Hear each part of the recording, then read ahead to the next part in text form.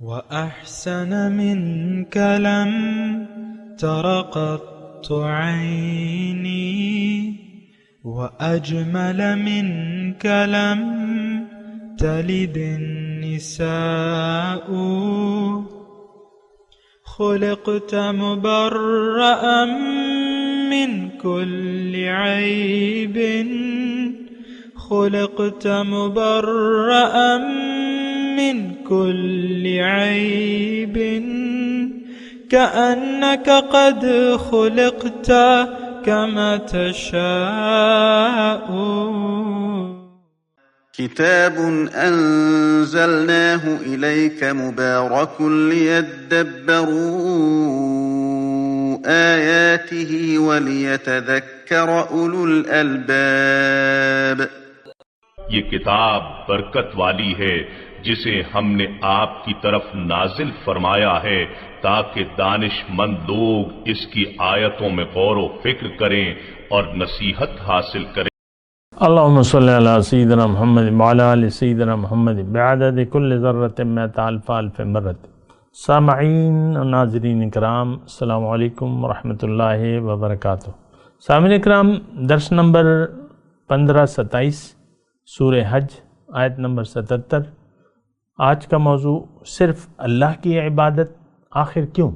اس کے ساتھ آج کے سبق کا آغاز کرتے ہیں. سب سے پہلے گزشتہ سبق کا اعادہ ہوگا. اعوذ باللہ من الشیطان الرجیم. پناہ مانگتا ہوں میں اللہ کی شیطان مردود سے. بسم اللہ الرحمن الرحیم. شروع اللہ کے نام سے جو بڑا مہربان نہایت رحم والا ہے. اللہ یصطفی من الملائکۃ رسلا ومن الناس ان اللہ سمیع بصیر. خدا فرشتوں میں سے پیغام پہنچانے والے منتخب کر لیتا ہے اور انسانوں میں سے بھی، بے شک خدا سننے والا اور دیکھنے والا ہے. یعلم ما بین ایدیہم وما خلفہم وَإِلَى اللَّهِ تُرْجَعُ الْأُمُورِ. جو ان کے آگے ہے اور جو ان کے پیچھے ہے وہ اس سے واقف ہے، اور سب کاموں کا رجوع خدا ہی کی طرف ہے. سامعین کرام، سورہ حج آیت نمبر 77. لفظی ترجمہ: یا ایھا الذین آمنوا ارکعوا واسجدوا واعبدوا ربکم. اے ایمان والو، رکوع کرو اور سجدہ کرو. واعبدوا ربکم، اور اپنے رب کی بندگی کرو. وَافْعَلُوا الْخَيْرَ، اور نیک کام کرو. لعلکم تفلحون، شاید کہ تمہیں فلاح نصیب ہو. وَجَاهِدُوا فِي اللَّهِ حَقَّ جِهَادِهِ، اور اللہ کی راہ میں محنت کرو جیسا کہ حق ہے محنت کا. هُوَ اجْتَبَاكُمْ، کیونکہ اس نے تمہیں چن لیا ہے. وَمَا جَعَلَ عَلَيْكُمْ فِي الدِّينِ مِنْ حَرَجٍ، اور دین میں تمہارے لیے کوئی تنگی نہیں رکھی ہے. ملت ابیکم ابراہیم، اپنے باپ ابراہیم کی ملت پر قائم ہو جاؤ. هو سماکم المسلمین، اس نے تمہارا نام مسلم رکھا ہے. من قبل وفی ھذا، پہلے بھی تمہارا نام مسلم تھا اور اس میں بھی، یعنی اس قرآن میں بھی تمہارا نام مسلم ہی ہے. لیکن الرسول شہیداً علیکم، تاکہ رسول تم پر گواہ ہو. وتکونوا شہداء علی الناس، اور تم لوگوں پر گواہ بن جاؤ. فاقیموا الصلاۃ، پس قائم کرو نماز، زکوٰۃ دیا کرو. واعتصموا باللہ، اور اللہ سے وابستہ ہو جاؤ. هو مولاکم، وہ بہت ہی اچھا مولا ہے اور بہت ہی اچھا مددگار ہے. سامعین کرام، آخری 2 آیات ہیں، لیکن اس میں تمام صورت کا ایک نچوڑ ہے، ایک خلاصہ ہے. اور یہ اگر آپ کہہ لیں کہ ایک منشور ہے مومن کے لیے کہ اس کو کرنا کیا چاہیے، زندگی کیسے گزارنا چاہیے، تو یعنی پورا پروگرام ہے. ابھی انشاءاللہ اللہ تعالیٰ کی توفیق سے ہم بات کریں گے. اور جو پہلی آیت ہے 77 نمبر کی، اے ایمان والو رکوع اور سجود کرو، وَاعْبُدُوا رَبَّكُمْ وَافْعَلُوا الْخَيْرَ،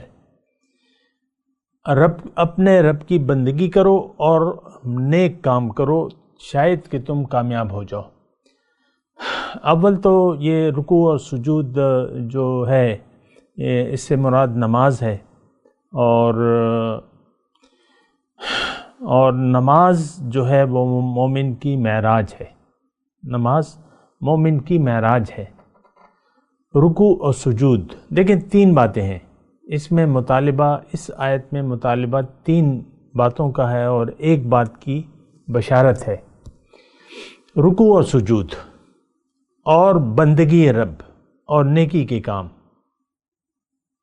اگر آپ دیکھیں سامعین کرام تو بات یہ ہے کہ انسان کو اللہ تعالیٰ نے اپنے لیے بنایا ہے، دنیا اللہ کی ملاقات کی تیاری کی جگہ کا نام ہے، اور اس کا طریقہ کار اللہ تعالیٰ نے کیا رکھا ہے۔ ایک بات ذرا نوٹ کر لیں، یعنی اس کا انسان کی معراج، انسان اپنی معراج کو کیسے حاصل کرے گا، یعنی اپنی مقصد پیدائش میں کیسے کامیاب ہوگا، یہ کس طرح اللہ تعالیٰ کی ملاقات کے اپنے آپ کو اہل بنا لے گا، یہ بہت اہم سوال ہے، اور اسی کا جواب اس سارے 2 آیات میں موجود ہے۔ دیکھیں اس میں تو ایک مطالبہ ہے بندگی کا، اور پھر یہ باقی جو کام ہے رکوع اور سجود اور نیک کام، یہ پھر اس کی ذیل میں آ جاتے ہیں۔ اور وَاعْبُدُوا رَبَّكُمْ، رب کی اپنے بندگی کرو۔ بندگی کا میں نے معنی بیان کرتا بھی رہتا ہوں، لیکن جہاں بھی آتا ہے میں اس کو ریوائز کرتا ہوں، دوبارہ بیان کرنا مجھ پہ لازم ہے۔ عبادت رب کیا ہے، اس کی ضرورت کیا ہے، اس کی حقیقت کیا ہے۔ دیکھیں میں نے ابھی آپ کو کہا کہ انسان اپنی معراج کو کیسے حاصل کرے گا، یعنی یہ مقصد حیات میں کیسے کامیاب ہوگا، یہ اللہ کی ملاقات کے اپنے آپ کو اہل کیسے کرے گا، یہ جنت میں کیسے جائے گا، یہ دوزخ سے کیسے بچے گا۔ ایک طریقہ ہے وہ بندگی رب کا ہے۔ اب بندگی رب کا مطلب رب کی عبادت، عبادت کا مطلب اطاعت، اور تھوڑی سی اگر میں اس میں تفصیل کروں تو وہ تفصیل یہ ہے کہ اللہ تعالیٰ نے انسان کو پیدا فرمایا ہے اپنے لیے۔ اللہ ہماری منزل ہے، ہمارا واپس لوٹنا اللہ کے پاس ہے۔ انا للہ و انا الیہ راجعون، ہم اللہ کے ہیں اور تیاری کر کے اللہ کے پاس واپس جائیں گے تاکہ اس کی ملاقات کے اہل ہو سکے، یہ بات نوٹ کر لیں۔ اب اس کے لیے اللہ تعالیٰ نے طریقہ کار بہت آسان فرما دیا ہے، یعنی ہمارا جو مقصد پیدائش ہے، یا اللہ تعالیٰ ہمیں جو مقام دینا چاہتا ہے، مقام اعلیٰ، اس سے اعلیٰ مرتبہ مقام کا اس وقت ہم تصور بھی نہیں کر سکتے۔ کسی اور مخلوق کے نصیب میں یہ بات نہیں ہے، یہ بات بھی نوٹ کر لیں۔ یعنی جو اللہ تعالیٰ ہمیں مقام دینا چاہتا ہے وہ بہت اعلیٰ ہے، اور ایسا مقام مخلوقات میں اللہ تعالیٰ نے کسی کو نہیں دیا ہے۔ اور یہ بات بھی اپنی جگہ اہم ہے کہ انسان جو ہے وہ مقصود کائنات ہے، اس کائنات کا خلاصہ ہے اور مقصود کائنات ہے۔ یہ کائنات کی وجہ جو ہے وہ انسان ہے، اور انسان کے لیے ایک موقع مہیا کرنا ہے رب کی ملاقات کی تیاری کا۔ یہ مختصر باتیں ہیں، اس کو ذرا نوٹ کرتے رہیں۔ اچھا، وہ طریقہ کار جو میں کہہ رہا ہوں بہت آسان، وہ کیا ہے؟ اللہ تعالیٰ نے ہمیں دیکھیں پیدا فرمایا ہے، باقی مخلوقات تو اپنے اپنے مقصد پیدائش کے لیے مجبور پیدا ہوئی ہیں، اس میں ان کی ہدایت اور طریقہ کار سارا فیٹ کیا ہوا ہے۔ شہد کی مکھی کو پتہ ہے کہ میں کیا کرنا ہے اور طریقہ کار کیا ہے، لہٰذا وہ اپنے کام میں جٹی رہتی ہے۔ ہزاروں من اور بلکہ ٹنوں شہد جو ہے دنیا میں پیدا ہوتا ہے، ٹنوں ہر سال، اور بعض اوقات سیزن میں سال میں 2 مرتبہ ہوتا ہے یا جو بھی ہوتا ہے۔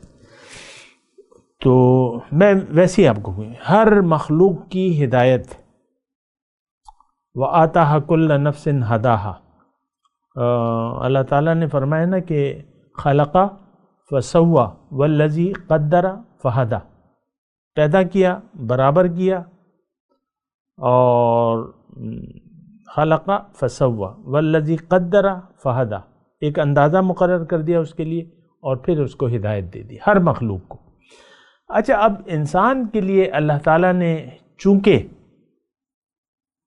اس کا مقصد یہ، اس کو اللہ تعالیٰ نے جو مقصد ہے اس کے لیے مجبور نہیں بنایا ہے، باقی تو تمام مخلوقات مجبور محض ہیں اپنا اپنا مقصد تخلیق پیدا کرنے کے لیے، لہٰذا ان کے لیے کوئی ثواب یا عذاب کا کوئی تصور نہیں ہے۔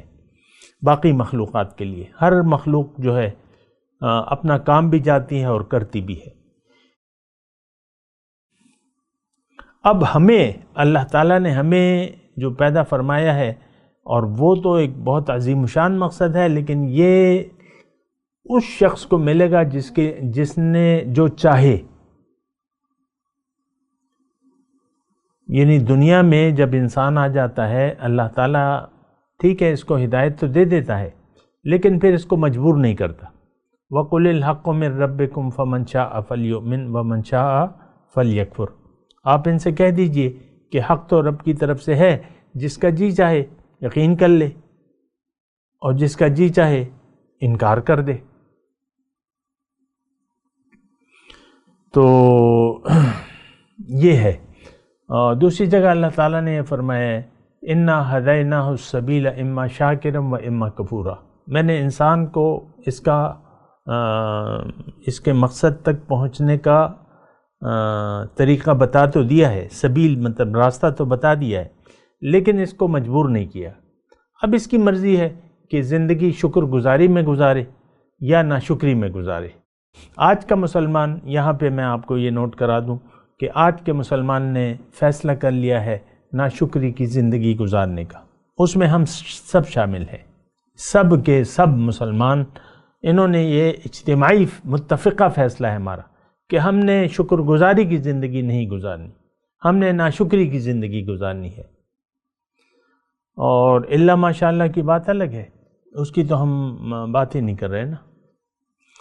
تو بہرحال وہ اپنی جگہ، آپ کا فیصلہ جو آپ نے کیا وہ اپنی جگہ، لیکن میں تو اپنا مضمون بیان کر رہا ہوں نا کہ وہ کون سا آسان طریقہ ہے جو ہم نے ہماری کامیابی کے لیے اللہ تعالیٰ نے ہمارے لیے مقرر کر دیا ہے۔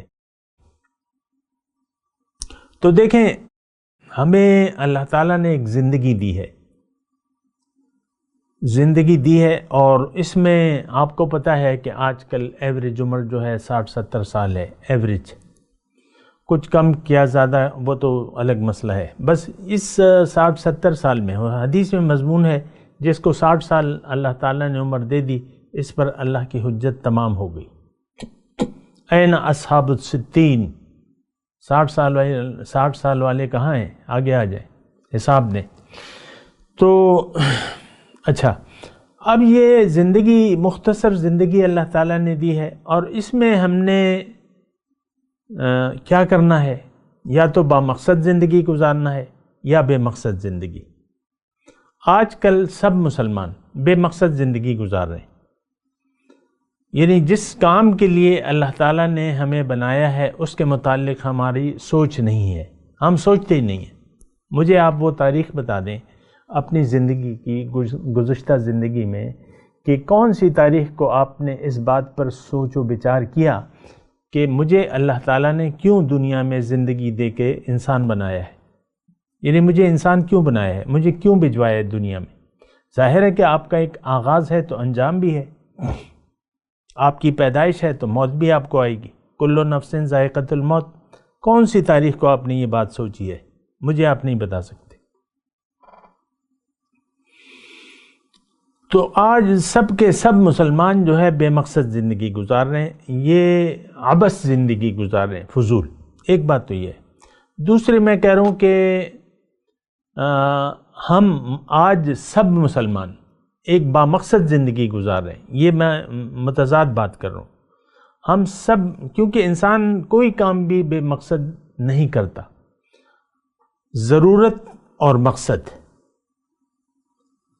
پہلے ایک کام جب انسان کرتا ہے، دیکھیں میں دنیا کی بات کر رہا ہوں، انسان جب ایک کام کرتا ہے یا ارادہ کرتا ہے تو پہلے اس کی ضرورت کو محسوس کرتا ہے، پھر ارادہ کرتا ہے، عزم ہوتا ہے، پھر وہ کام کر لیتا ہے۔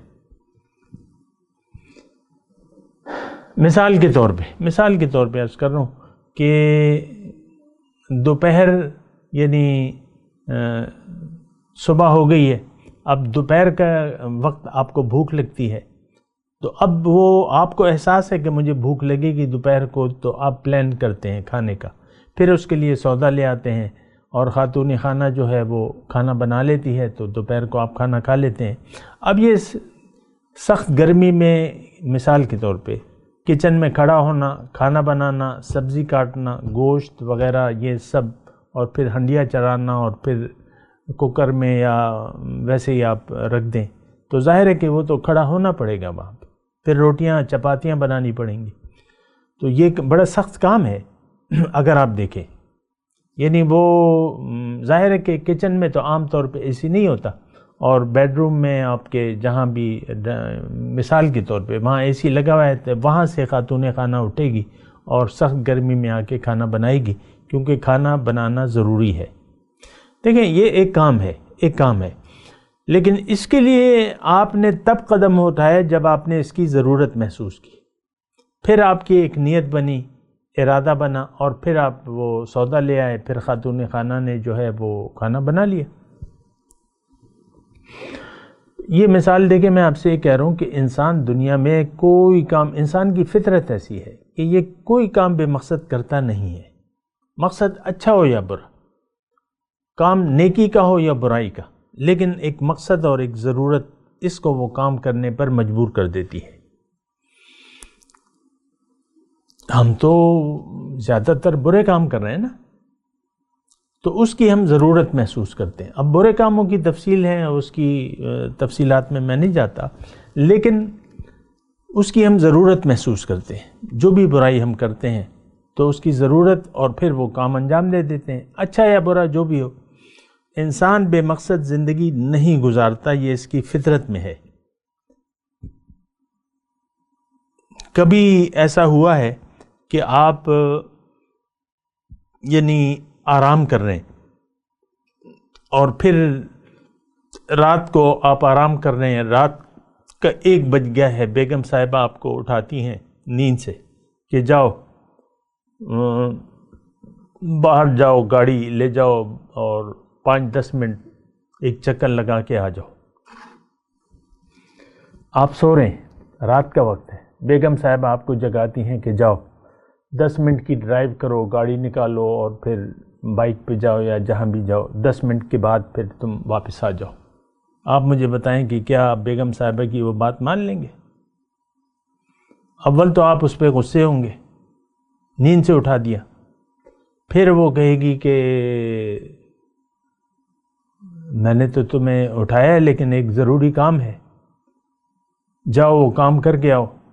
تو آپ پوچھیں گے نہیں کہ بھئی کام کیا ہے؟ ٹھیک ہے میں جاؤں گا لیکن کام کیا کرنا ہے؟ یہ پوچھیں گے نا۔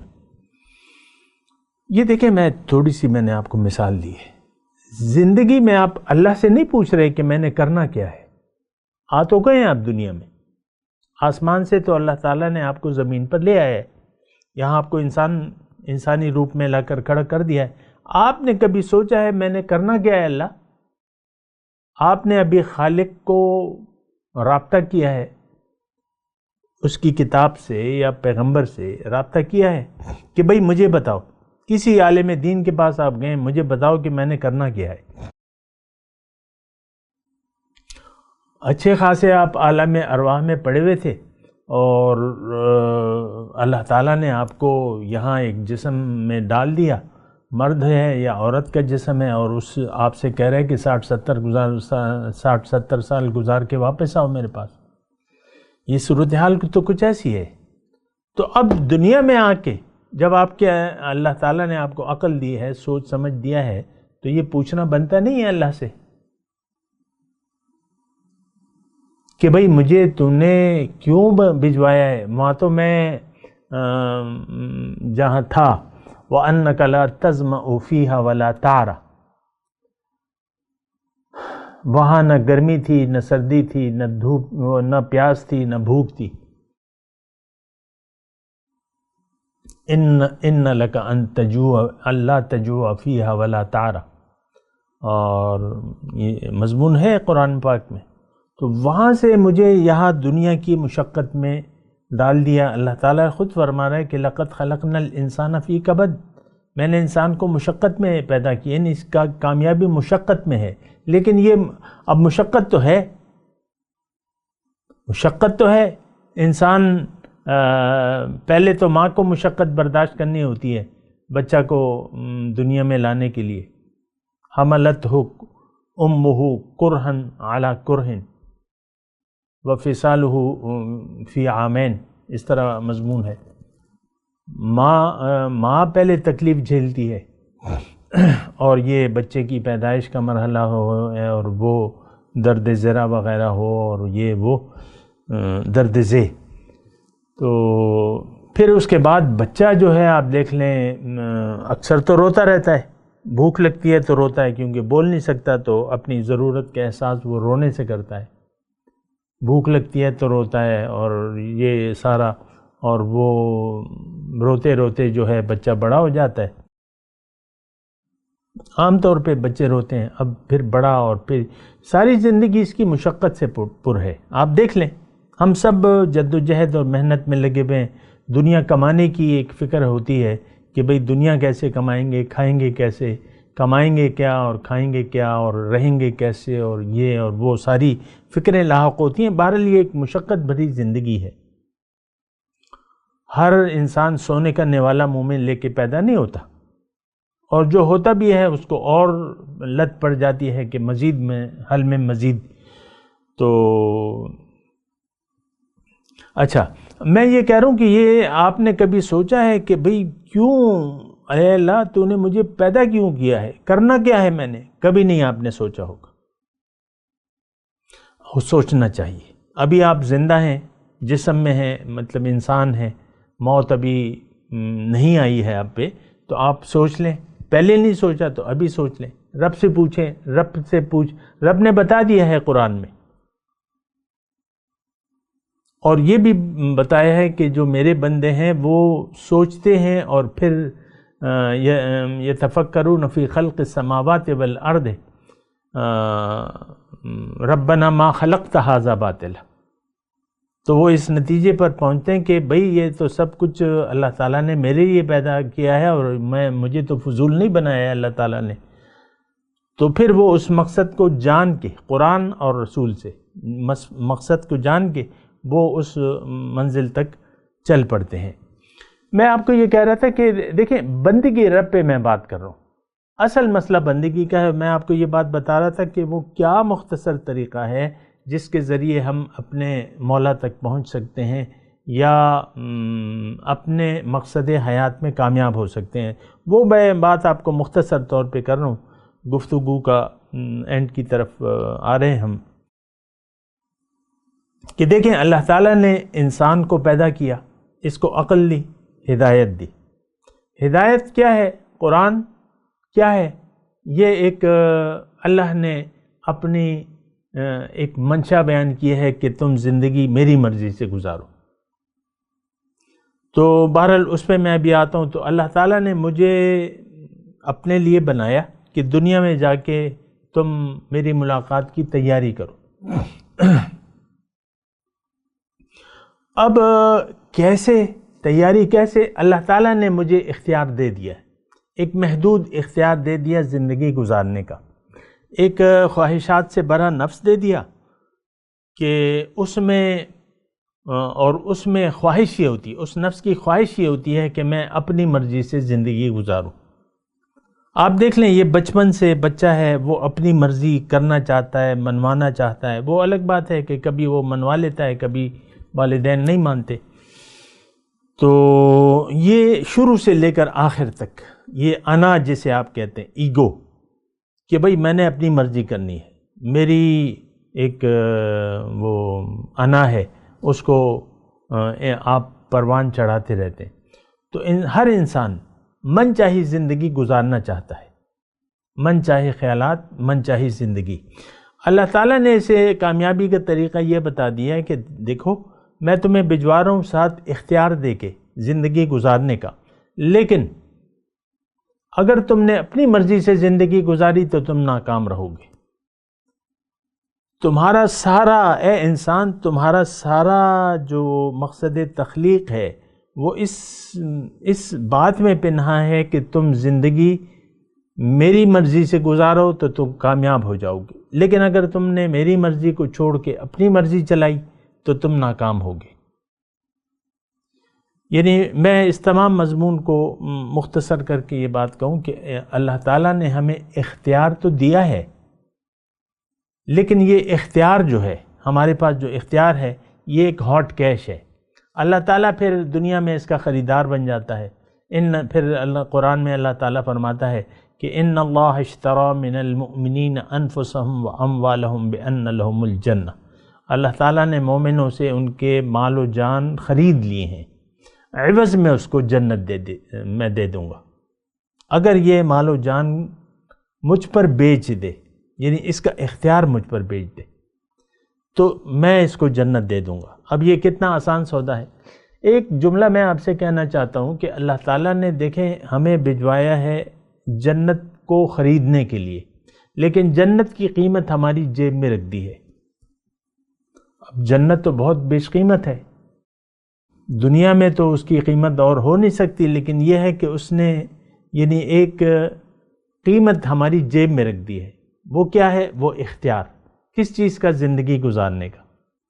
پھر اللہ تعالیٰ فرماتا ہے کہ اگر جنت چاہیے تو یہ مجھ پر بیچ دو، میں خریدار ہوں اس کا، یہ میرے حوالے کر دو، اپنی مرضی سے زندگی مت گزارو، میں تمہیں ہدایت دوں گا قرآن اور پیغمبر کے ذریعے۔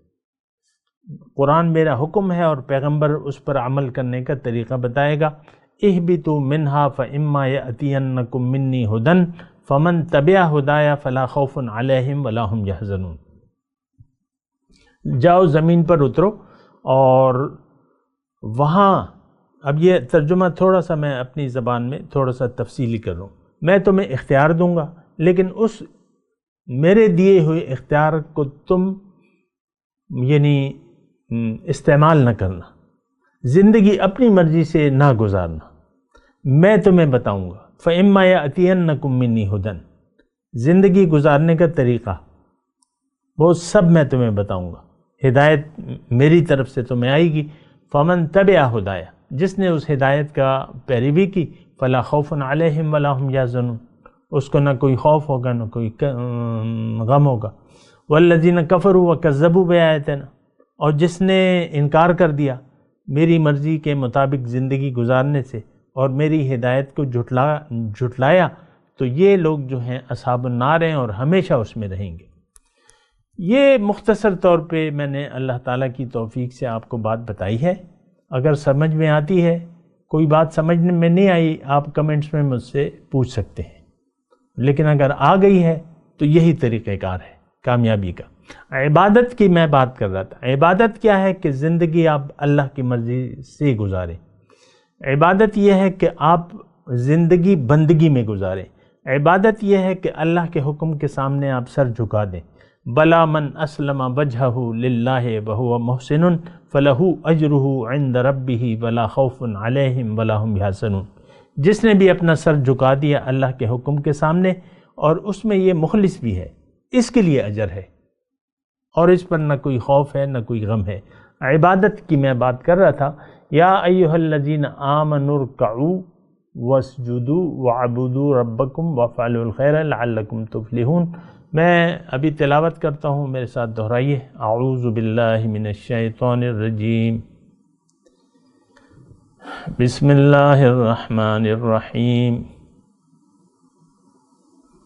یا ایھا الذین آمنوا ارکعوا واسجدوا واعبدوا ربکم وافعلوا الخیر لعلکم تفلحون۔